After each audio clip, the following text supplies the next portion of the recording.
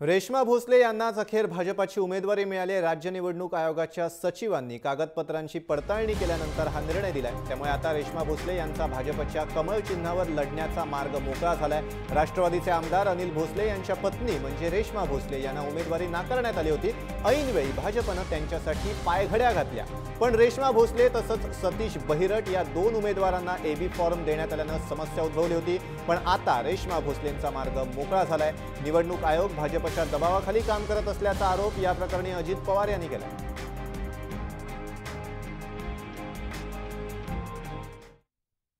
ज्यावेळेस आमचे शहराध्यक्ष वंदनाताई चव्हाणांशी बोललो त्यावेळेस भारतीय जनता पक्षाचे उमेदवारी मागणारे जे व्यक्ती होत्या त्यांचे अर्ज ज्या कारणाकरता बाद केले त्याच कारणाकरता राष्ट्रवादी आणि इतर पक्षांचे झाले। एकदा वरिष्ठांनी सांगितलं की ज्यांना आता आमदारकी मिळालेली आहे त्यांच्या घरातल्यांनी थांबावं आणि कार्यकर्त्यांना उमेदवारी द्यावी, तर त्या संदर्भामध्ये टोकाची भूमिका घेतली जाते। गद्दार म्हणून जो शब्द आहे त्या गद्दार शब्दाला पण वाटेल की मला आता हा शब्द लावू नका।